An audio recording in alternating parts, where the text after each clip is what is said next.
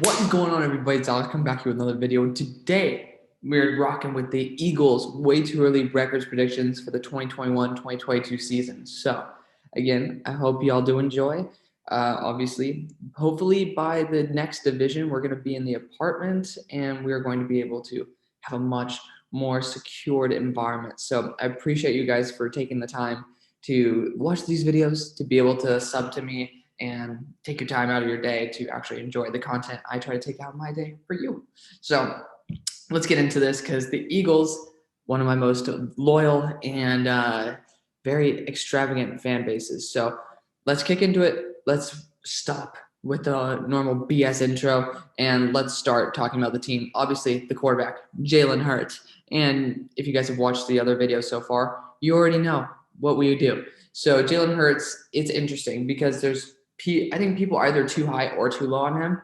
Like people think that he's not good enough to start. That's ridiculous. He's shown some flashes of potential. If Daniel Jones can start, he can start. But some people think that he is a guaranteed starter, and I would say no. I think he should start, but he should definitely not have anything guaranteed to him. Which I know some of you guys out there definitely agree with that. But regardless, I think that's going to play a big factor into these games. Is like, well, he was, I believe, if I'm not mistaken, 1 and 3 as a starter, which, I mean, to be honest, that doesn't really matter that much. It's how you win, how you lose. But regardless, there's still some things to factor in there with Jalen Hurts. That's going to be like in primetime games. Is he going to be able to live up to the moment?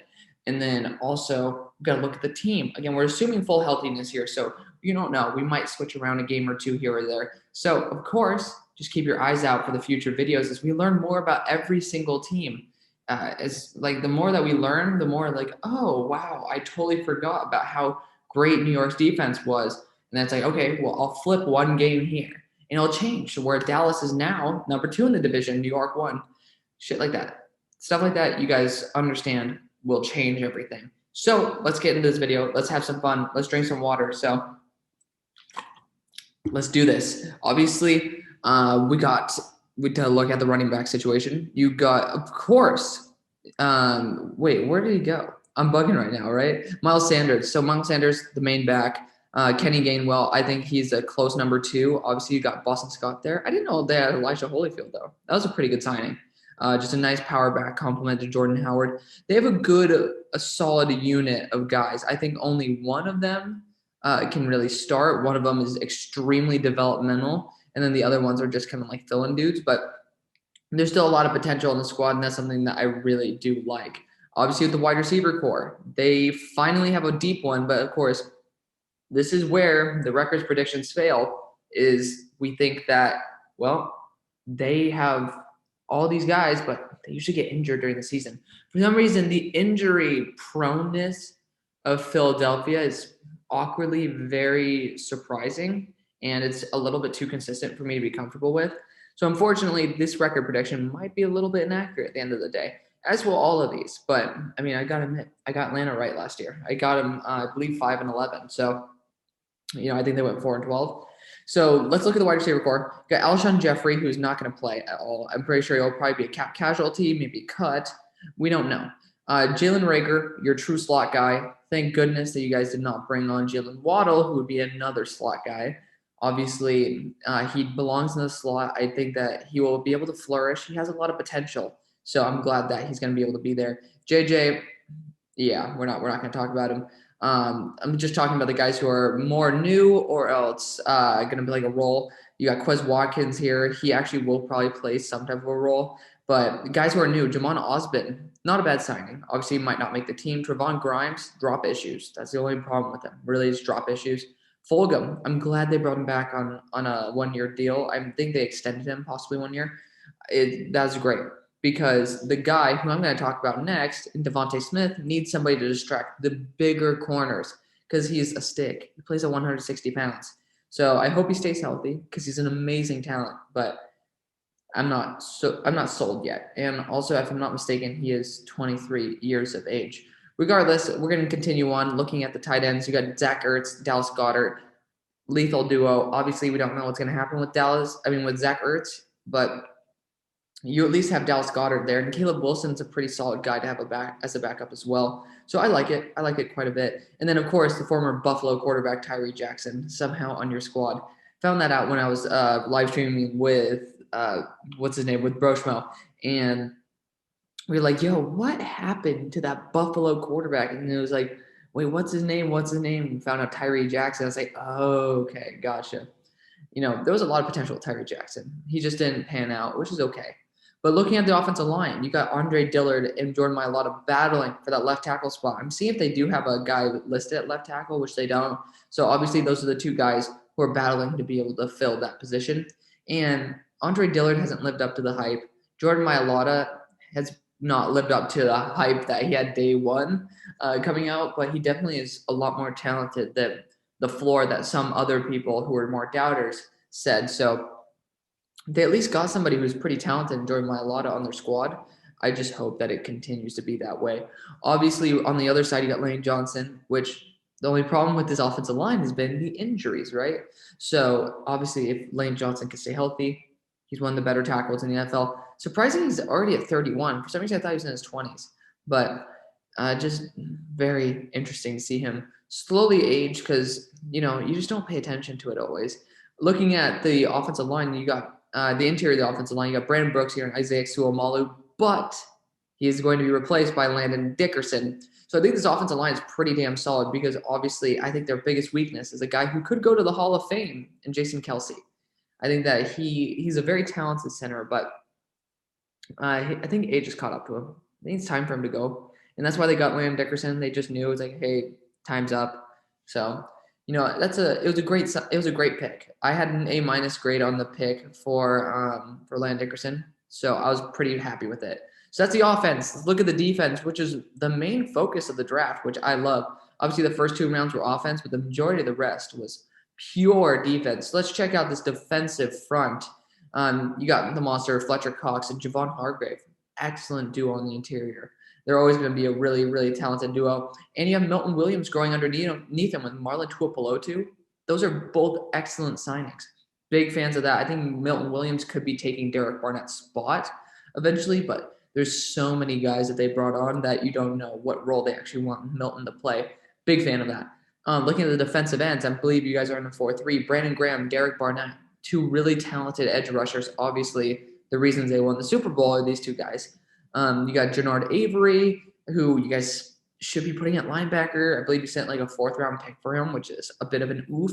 So that sucks. Josh Sweat, he's okay. Like there's nothing to really write home about. But you got some new guys here. Patrick Johnson, Tyree Jackson. Both these guys are really talented dudes that you guys brought on. I love it. And those were the two guys. I remember I was like, Patrick Johnson, I thought it was a linebacker. They drafted him saying linebacker, but might just be a sub-package linebacker you use in more of a hybrid scheme. But you want to look at the linebackers next, and you got Davion Taylor, Eric Wilson. Those guys are going to be definitely talented dudes. Eric Wilson was an excellent signing. Look at that price tag, $2.75 million. That's really good. Davion Taylor still needs to grow into his own. Obviously, I don't know if he's ready to start, but you have plenty of dudes here. You got in the middle, you got TJ Edwards, Alex Singleton.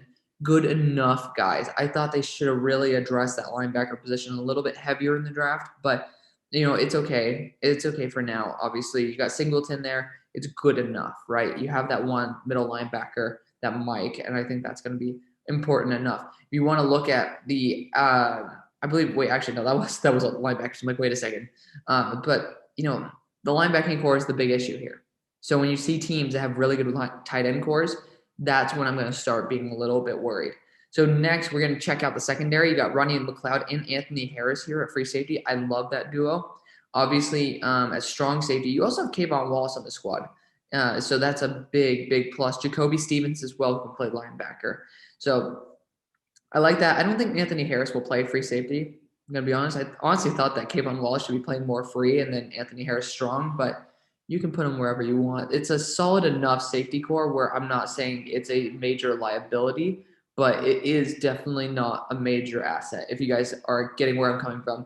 But this is, in my opinion, the weakness of the team is the cornerback group. Darius Slay, he's an island. You're fine. That's wonderful. The second corner is the biggest issue that y'all missed on every single round, which, to be fair, I do like most of the picks that you guys did. So it's up there. It was an interesting situation. I thought that in the third round, you guys could have easily, like, not instead of Milton Williams, but instead of Zach McPherson, you guys could have probably gotten a guy like Ifeatu Melifonwu, who would have fit perfectly into the scheme. But Vontae Maddox, we all know he's not that great. Probably should be.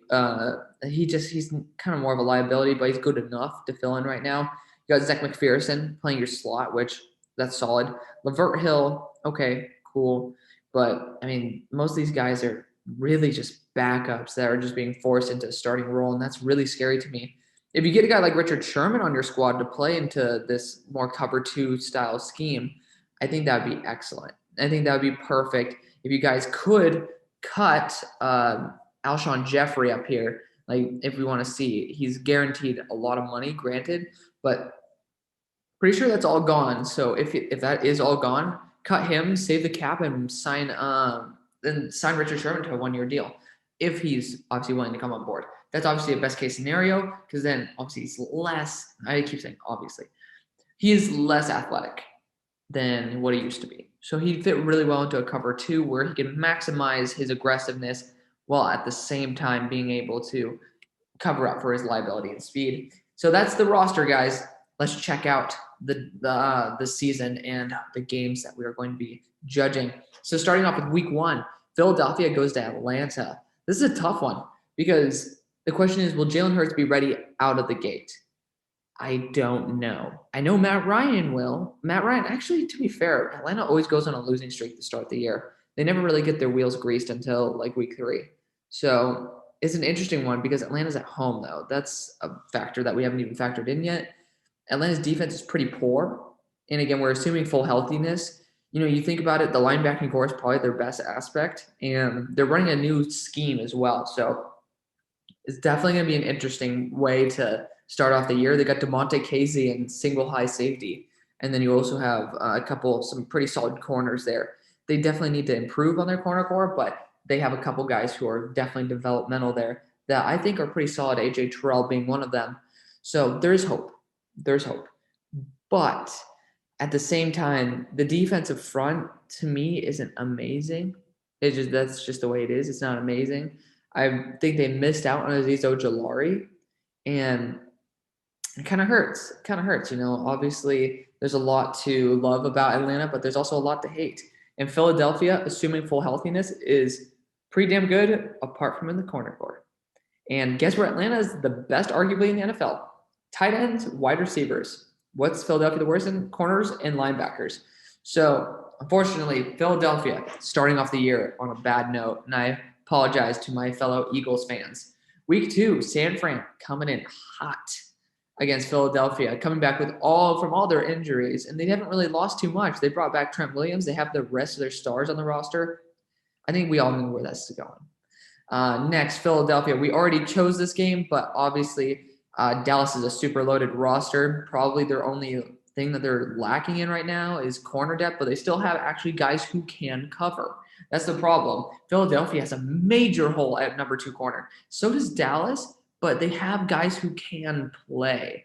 That's just my issue with Philadelphia, is that you're going up against another lethal wide receiver core. And I think that's going to be the name of the game right there. Dallas is going to overpower them in terms of points. Kansas City going to Philadelphia. Guys, did you all just hear me say this right before? Atlanta has the best wide receiving core in the NFL. Kansas City's pretty close behind. And we know that this game is not going to be good. So they're starting off the year 0-4, but they're going against Carolina. And this is an interesting game because, again, Carolina is a really good receiving core, but Philadelphia has an amazing defensive front that can slash through an offensive line, which all 4 of these teams have a solid enough offensive line. Carolina does not. We're going to Philadelphia. Starting off the year 0-4, but Jalen Hurts is going to win it back. Yeah, Philadelphia winning week 5. Tampa Bay is going to Philadelphia week 6. And this is a game I kind of want to pull in Philadelphia's favor, but it's the bright lights are on. You go Tom Brady. Week 7, Philadelphia goes to Vegas. You already know Vegas destroyed their line, and Philadelphia is going in for the kill. So big fan of Philadelphia being able to win that game. And unfortunately, they're already closing in on New York Giants with their loss record right there at number 7. So we're 6 losses. New York's at 7. So unfortunately, it doesn't look like we're probably going to win the division. Philadelphia's going to Detroit, though. And again, we already know Detroit is going to be a losing franchise. Unfortunately, their line still could use – actually, their line is developing really well. You got Taylor Decker on one side, Penei Sewell on the other. I love that. But, again, they do need some help in the receiving core. There's just a lot of holes to fill up. And honestly, the team has a lot of potential for the future, just not right now. Number 9, the Chargers going to Philadelphia. So I love Herbert. And I think that the Chargers have a hole in their offensive line versus Philadelphia's stacked D-line. The Chargers have a really good receiving core. Granted, their tight end spot is a little bit iffy. And the running back spot is kind of iffy as well. So I think the run game could be stopped. The pass game is going to be wide open, though. But the safeties, I'm feeling this one right now. Upset for Philadelphia. Upset for Philadelphia right there. Next, Philadelphia going to Denver. I hate Drew Lock with a passion. But he's not complete dumpster fire. He still could win a game or two. And this team is stacked. They can run the ball as well. I think the offensive line and defensive line, Philadelphia might have the advantage, but I think the running backs in Denver will be able to put them over the top. We're going to have Denver have a weird upset. Again, it's the Mile High City, so you just rock that. New Orleans, Philadelphia, I just don't feel like New Orleans has it. Really don't. They have one good wide receiver. They have one good corner. I think it's pretty much locked up. That's my feeling right there. That's the way it is. Philadelphia going to New York. New York has a stud defense. I think the defense and offensive line will be able to clash equally. And then Philadelphia can take advantage of the lack of coverage with the linebackers, but they have enough safeties as well as amazing corners there. Well, amazing overall, not like individually, but as a unit. I think it could lock it down. And for Jalen Hurts, I think that would be okay. Philadelphia going to the Jets. That's a tough one because the Jets still have some holes in their offensive line, and Philadelphia has a good defensive front. I think Zach Wilson's going to have a nice, hard year with a poor offensive line, but he'll be able to pick it up. Next, we got a bye week, and then we're going fully rested versus Washington. Now, they have a good offensive line as well, so I think defensive and offensive line cancel out. They have no tight ends, so the linebacker problem, not really so much of a factor. So now we have to look at the wide receiving core. They have a pretty good one, but they do have Fitzmagic, who likes to push it deep, and the safeties are kind of really damn good on Philadelphia overall. Maybe not like individually. Again, I'm talking about as a unit. They're pretty solid. I'm thinking I might be pulling for Philadelphia here. They're fully rested. I want to see actually when is Washington's bye week. So they had a bye week in week 9, and this is going to be week 15. I think they're going to be about what, 5 or 6 games in, and I think Philadelphia's going to be fully rested. They're going to be winning that game, but Washington's going to get them again. They're going to get them on a Saturday game, and they're going to be pulling out the 9-8 record for the Eagles to be missing the playoffs. But Jalen Hurts proved something in this.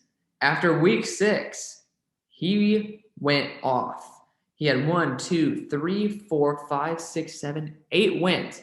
He was 8-3. So the problem is you have a hard schedule, guys. You have a hard schedule to start out the year. Look at all these teams. All these teams could be playoff contenders. I would say these 3 could be Super Bowl contenders. You can even, obviously, another Super Bowl contender right here. So you are playing a lot of teams with a lot of talent, and I'm even having to pull a couple upsets on you.